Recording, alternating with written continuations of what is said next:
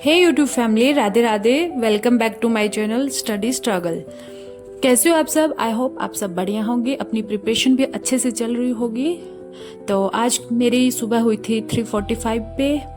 उसके बाद में मुझे जो फर्स्ट स्लॉट लेना है वो मैं 4 बजे से लेती हूँ। तो मुझे ये 15 मिनट में खुद को रिफ्रेश करने में लग जाते हैं, क्योंकि ये 15 मिनट मैं खुद को नहीं दूंगी तो फिर मैं आगे वाले 4 से 7 3 घंटे का टाइम पढ़ाई को नहीं दे पाऊंगी। इसलिए मैं सबसे पहले अपने को रिफ्रेश करने के लिए टूथब्रश करती हूँ और अपना थोड़ा ड्रेसिंग भी करती हूँ, ताकि मैं अच्छे से रेडी होके अपनी पढ़ाई में बैठूंगी तो मुझे कोई डिस्टर्ब नहीं होगा।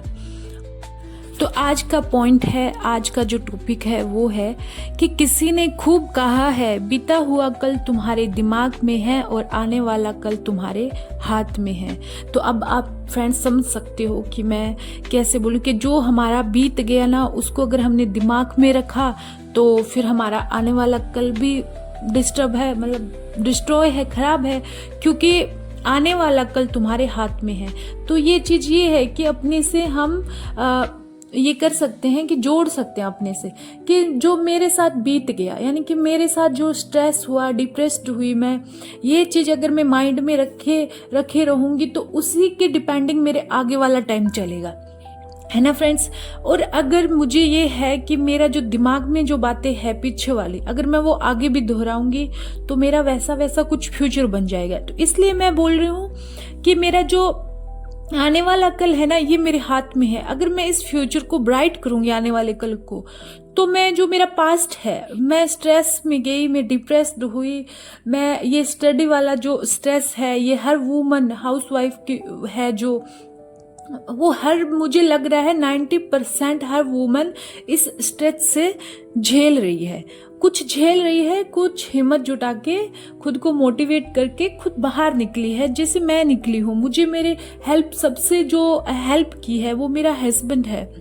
मुझे डिप्रेस्ड में, स्ट्रेस में जाने का 90% लेडीजों का जो हाथ होता है, वो मेरे को ये लगता है कि जो ससुराल में फैमिली होती है वो ही उसको पीछे लेके जाती है, और हमारे साथ ऐसे हुआ है। तो मैं बताऊंगी कि मैं इस स्ट्रेस से कैसे निकली हूँ और मैंने स्ट्रेस के दौरान क्या क्या झेला है।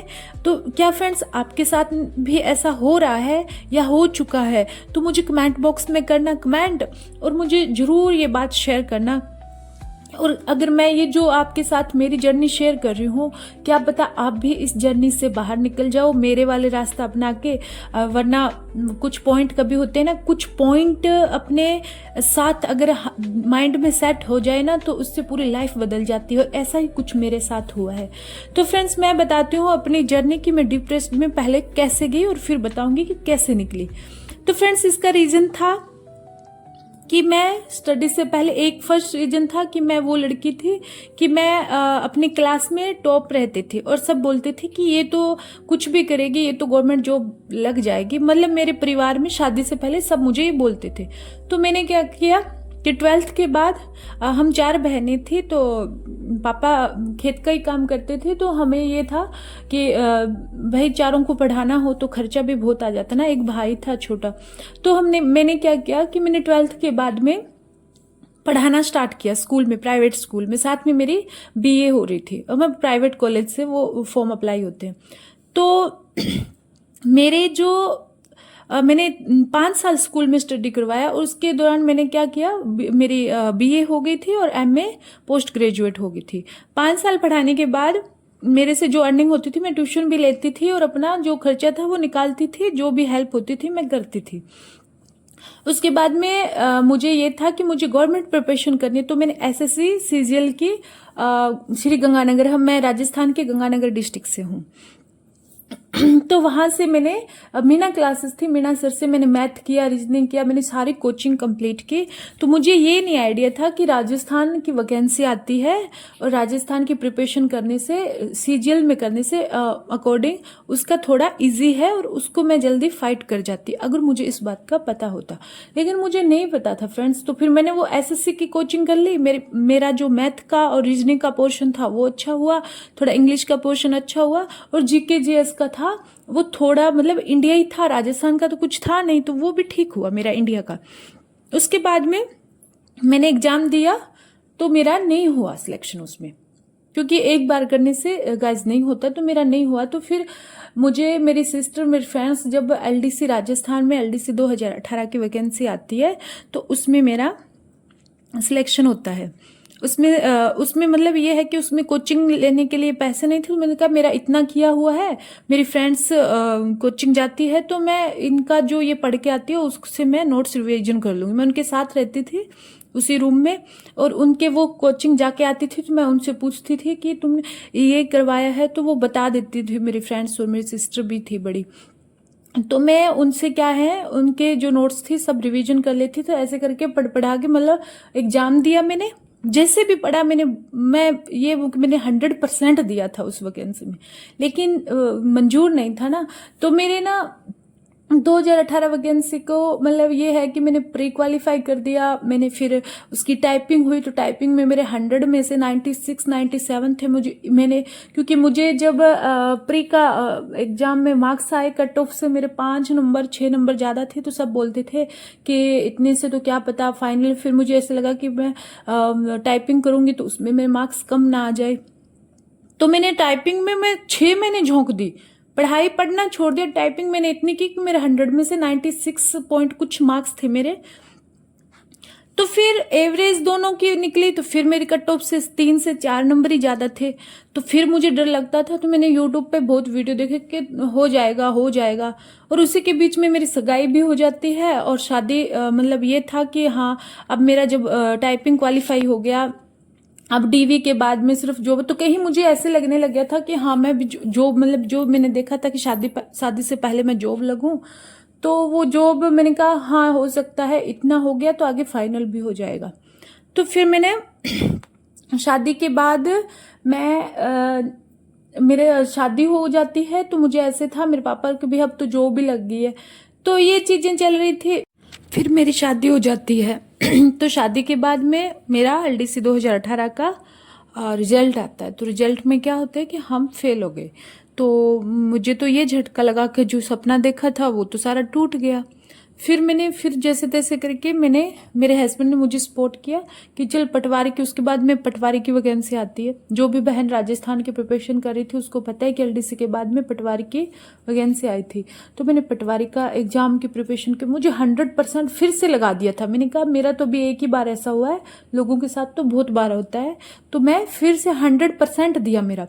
तो क्या होता है, मैंने इतनी प्रिपरेशन की थी शादी में, क्योंकि शादी के बाद आप समझ सकते हो ससुराल में पढ़ना मीन्स एनी टाइम जो घंटी थी ना, वो खतरे का बोलते हैं तलवार, जो लटकी रहती थी कि कभी भी तुम्हारे कुछ भी, और बहुत बोला था।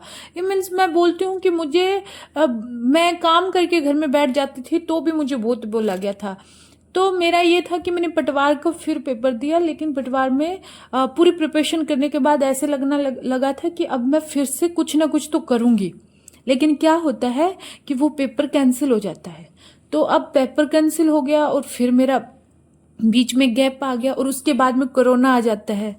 तो फ्रेंड्स कोरोना में तो हम सब स्ट्रेस डिप्रेस्ड हुई थी घर में। मतलब सबसे ज़्यादा जो अत्याचार हुए थे ना वो लेडीजों पे हुए थे कोरोना में, क्योंकि घर में सब थे, काम ज़्यादा था, उधर से जेठानी ये बोले, सास ये बोले, मतलब इतने ताने मिले हैं ना बहुत ज़्यादा। उसके बाद में मेरे हस्बैंड की जॉब लग जाती है, वो मुझे साथ ले आते हैं लेकिन ना मेरी हिम्मत नहीं जुट पा रही थी कि मैं पढ़ूं दोबारा, क्योंकि ताने मिले थे मुझे कि लग गई बहू। पहले बोलते थे बहू लगी हुई आई है, लगी हुई आई है। तो ना मतलब मेरा पढ़ने का मतलब मन नहीं करा था, इतनी वैकेंसी आई, और ऐसे था कि मैं ना पढ़ूं, क्योंकि पढ़ूंगी अगर फेल हो गई तो फिर मुझे वही ताने सुनने मिलेंगे कि तू बोल रहा था कि लगी हुई आई है। यही एक बहुत बड़ा मतलब झटका था मुझे। तो मैं नहीं पढ़, 5 साल निकल गए, बच्चा पढ़ने से डरने लगी थी फ्रेंड्स। मैं सच्ची बताऊं, मैंने कहा कि मैं मेहनत करती हूँ 100%, मेरा लक साथ नहीं दे रहा, और शायद लक साथ नहीं दे रहा, लेकिन मैं लक के भरोसे तो नहीं बैठ सकती। मेरे हस्बैंड ने मुझे ये बोला कि तू अब फिर से पढ़। अभी मैं इनके साथ आ गई, इनकी जॉब थी, तो अब मैं इतनी दूर आ गई हूँ राजस्थान से। इनकी जो ड्यूटी है वो छत्तीसगढ़ के रायपुर डिस्ट्रिक्ट में है। तो मुझे ये बोलते हैं कि तू कुछ कर लेगी, पढ़ ले, अभी भी तो टाइम है तेरे पास, तू पढ़ ले। तो मैंने कहा नहीं, पढ़ने से अच्छा यहाँ कॉलोनी में क्लब है, तो लेडीजों का क्लब ज्वाइन कर लिया मैंने। मतलब ये था कि हाँ, अब हस्बैंड जॉब में है और लेडीजों का क्लब है, तो वहाँ पे डांस वांस एंजॉय खूब होता था। बेटा हो गया तो अब क्या ही है, अब तो सब बढ़िया है। लेकिन ना मैं जहाँ मतलब वहाँ पे मुझे ना वो सेटिस्फाइड नहीं था। क्लब में जाती थी ना तो डांस वांस करना है ना, तो जब वो मेन जो लीडर होती है, मेन जो हमारे सीनियर्स होते थे वो क्लब में बोलते थे ना, तब ऐसे लगता था यार तूने तो डांस करने वाली बन गई क्या, तू ऐसी कब थी, तू ऐसी नहीं थी, तू तो पढ़ने वाली थी, तो क्यों नहीं पढ़ पा रही है, और तुझे तो पीछे कितने ताने मिले हैं। तो ये चीज मेरे को ऐसे सोचते सोचते मतलब इतनी डिप्रेस्ड हो गई कि पढ़ने का मैं सोच भी नहीं सकती थी। कि मैं मेरी बुक्स, इतनी बुक्स थी बेड के अंदर, मैंने दीवान बेड में डाल दिया था नीचे, और कभी वो बेड खोलने से भी इतराती थी कि बेड खोलूंगी तो मुझे इतनी सारी बुक्स दिखेगी। तो मैंने वो बेड को भी नहीं खोला कभी। दूसरे बेड में कपड़े डालती थी, वो बंद का बंद ही पड़ा रहता था, क्योंकि मुझे पता था उसमें बुक्स है। तो फ्रेंड्स, मेरे हस्बैंड बोलते हैं कि देख तेरे साथ वाली सब जॉब में लग रही है, तू क्यों नहीं पढ़ पा रही है, अभी तो तेरे पास सारा कुछ है, तू ये सोच कर पढ़। तो और ना इस डिप्रेशन में मेरी हेल्थ भी इतनी बढ़ गई थी, वेट गेन कर लिया था अच्छा खासा। लेकिन ना मतलब फ्रेंड्स से बात करती, किसी से बंद कर दिया था, मैं फ्रेंड्स से बात नहीं करती थी, क्योंकि एक दो मेरे फ्रेंड है वो जॉब में है, तो मुझे ऐसे फील होता था कि यार तू ऊपर थी और ये लोग के मार्क्स कम आते थे स्कूल टाइम में, कॉलेज टाइम में, और तेरा क्या है, तू क्या हो गई। तो इस चक्कर में ना मैंने मतलब इतना वेट गेन किया। तो मेरे हस्बैंड ने बोला कि अब तेरे पास एक है कि तू जो अचीव करना चाह रही है, जैसे तेरी जो तेरा नेचर है, तुझे लगता है कि मैं सब इंस्पेक्टर की वैकेंसी हूँ। मैंने पुलिस, मुझे मतलब हमेशा से पसंद था पुलिस, तभी मैं सीजीएल इनकम टैक्स ऑफिसर की तैयारी करने गई थी। तो मुझे ये था कि मैं वर्दी पहनूं। ये तो मेरे हस्बैंड हमेशा बोलते थे कि वर्दी पहननी है, तो अभी तेरे सबसे पहले अभी राजस्थान में वैकेंसी नहीं निकली है, तब तक तू एक्सरसाइज कर, अनुलोम विलोम किया कर, ताकि तेरा जो ये स्ट्रेस है ये कम हो जाए, इससे बाहर निकल जाए, और तू अपना वापस से प्रिपरेशन स्टार्ट कर दे। चाहे तू 1 घंटा पढ़, चाहे 2 घंटा, चाहे बुक उठा, इसको छोड़ मत बुक। तो मैं ना ये सब करते मैंने सोचा हाँ यार, जिंदगी तो तेरी, तू इसमें तो नहीं कटेगी और ऐसा तो नहीं चलेगा, लेकिन तू करना पड़ेगा तुझे कुछ। तो फिर मैंने ना अपने आप को 3 से 4 महीने मुझे लग गए, जितना मेरा अब वेट दिख रहा है आपको फ्रेंड्स, इससे ज़्यादा मोटी हो गई थी मैं। तो मैंने कम से कम 10 केजी वेट लूज किया। मेरा रनिंग से, एक्सरसाइज से, मैंने डाइट वाइट ली, खूब ऐसे किया। लेकिन अभी फ्रेंड्स, जब मैंने ये एक्सरसाइज की, ये वेट गेन किया, तो मुझे काफ़ी हेल्प मिली थी कि मुझे खुद को पॉजिटिव मतलब पॉजिटिव होने लगी थी मैं, कि हाँ मैं अब वापस से पढ़ सकती हूँ। फिर मैं वापस, जो मैंने फ़ोन से टेलीग्राम अनइंस्टॉल कर दिए थे, स्टडी वाले थे, और जो मेरे ग्रुप थे उनको मैंने एग्जिट कर दिया था, फिर से मैं अपने फ़ोन में टेलीग्राम और ये सब डाउनलोड कर लिए हैं कि मुझे हेल्प मिल सके। और क्या हो रहा है, तो हलचल हो रही थी टेलीग्राम ग्रुप में कि सब इंस्पेक्टर की राजस्थान में वैकेंसी आने वाली। तो मुझे एक उम्मीद जगी मेरी, तो मैंने कहा हाँ 1-2 महीने में वैकेंसी आएगी, तब तक मैं अपना प्रिपरेशन स्टार्ट कर देती हूँ और अच्छे से वापस। तो वो ही हुआ, इधर से मैंने स्टार्ट किया है। अभी मेरे साथ साथ फिर प्रॉब्लम्स।